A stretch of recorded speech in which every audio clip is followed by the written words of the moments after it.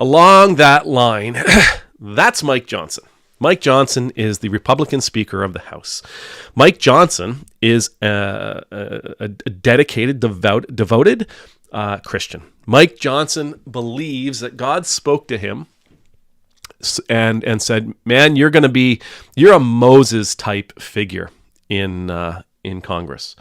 That I need you to lead people like Moses led people. I need you to lead people." So he sees himself in a and I don't listen when I say he believes God spoke to him. He never said God audibly spoke to him, called him up, sent him an email, sent him a memo, or anything like that. It's the language that folks like him use. He means he feels called. He means that he feels this might be a situation where God is using him for something.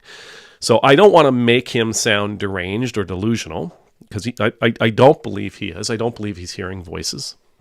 But he does believe that God has put him in this position to be a force for good. All right? To be a true Christian, righteous leader.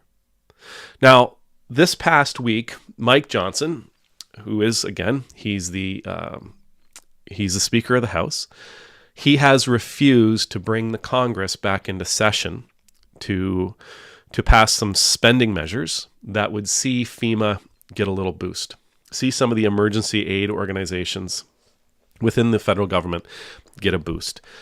They voted, I think there was like 99 of them voted against boosting FEMA when they had the chance. But now that Hurricane Helene hit and, the destruction that followed, and now Milton's on the way and the destruction that probably will follow, he has said, no, we can wait. We can wait until we come back after the election. And when we come back after the election, then the states will know what they need and we'll be able to write them a check. Now, on the surface, that sounds like, okay, I get what you're saying, right? All the estimates will be in and we just have to pay the estimates. The problem is that this is going to be billions and billions of dollars. And this aid needs to be pumped into those places immediately. And he will not bring Congress back into session. Now, I was thinking about him, maybe it was a fever dream. I don't know what it was, but I was thinking about his desire not to bring Congress back. Because if he brought Congress back, well, that means he'd be working with the government. He'd be helping the government. He'd be helping the Biden administration do what needs to be done for the betterment of the people. And I think his desire not to bring Congress back actually shows us that he doesn't care about the people. What he cares about is his God. All right, he cares about his God. He cares about being clean in the eyes of his God. He cares about being pure in the eyes of his God. He cares about being loyal in the eyes of his God. He cares about being obedient in the eyes of his God. And his God is not the God of Abraham, Jacob, and Isaac.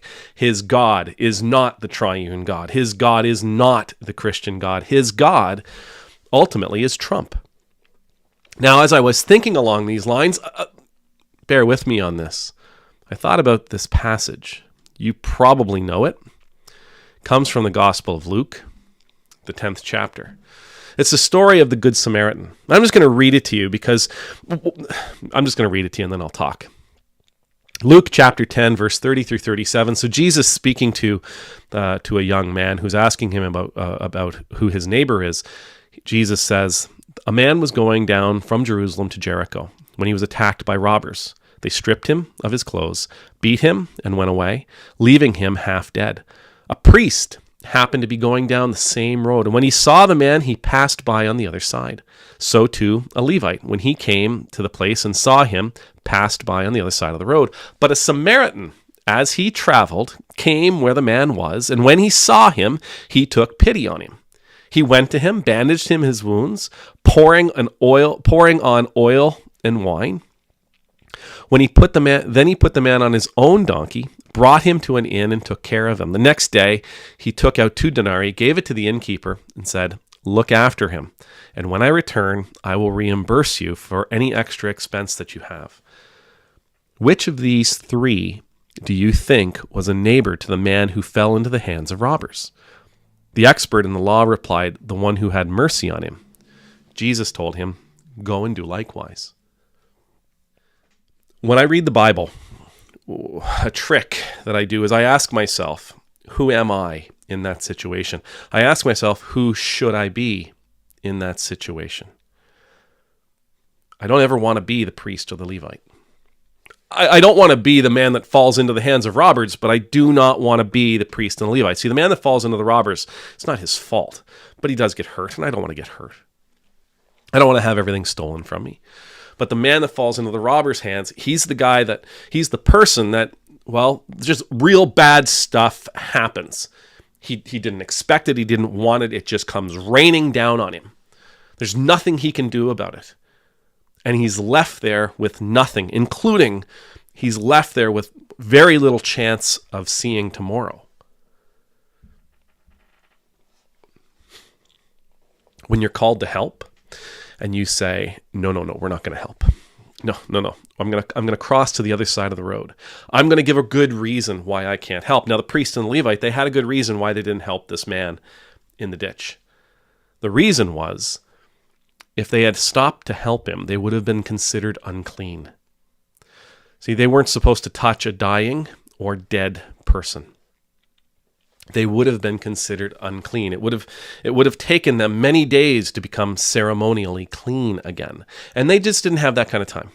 Yeah, he was going to lose his life. Maybe he was probably already dead anyway, right? And in their mind, they're going, well, he's probably already dead, or he's close to death, and no matter what I do is not going to save him anyway. So I'm just gonna, keep on my way. I'll go to the other side of the road. I'll look the other direction.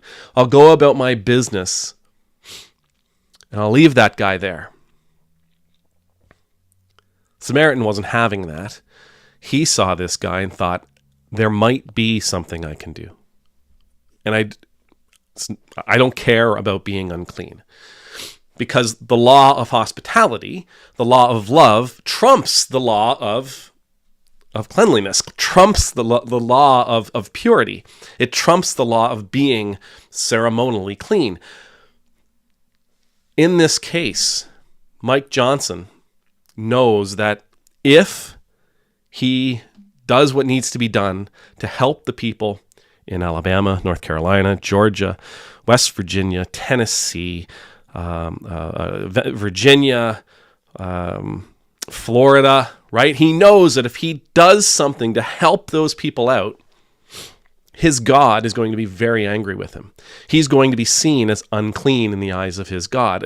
Trump is going to see him as disloyal. Trump is going to see him as disobedient. Trump is going to see him as someone he can't trust, someone who is unclean, someone who is soiled, because he would be helping the people in that area, which ipso facto, Trump would see him helping the Biden administration. It's the same reason why DeSantis won't take calls from Biden and Harris, but will take the assistance from the federal government, right? And listen, he might just not want to talk to them, and I'm not going to blame him. He doesn't really need to talk to the president or vice president. He needs to have his agencies talking to the federal agencies, and that's really it. Everything else would just be a matter of civility. But for Mike Johnson, he's not in that place. If he calls those members back, it would be just like helping the Biden administration. If he calls those members back to help the people who are in desperate need of help, he would be just like, well, it would look just like he was helping the Biden administration, because this suffering, this pain, this sorrow, this trauma that these people in these affected states are feeling and will feel is being used as campaign talk. It fuels their lies. It fuels their rhetoric. It fuels the Republican finger pointing and blaming. Mike Johnson claims to be a Christian man. He claims to be a Bible-believing man. He claims to be a man with a biblical worldview.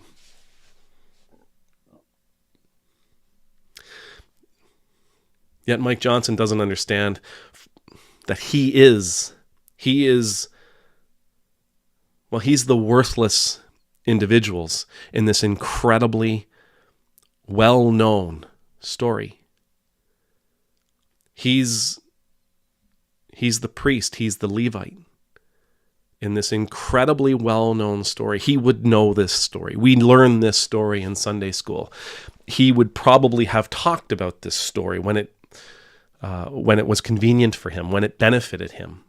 And yet he, for some reason, does not understand. He's the tool in this story because he's not willing to do what it takes to help out his neighbor for fear of how his God will respond to him. Amen.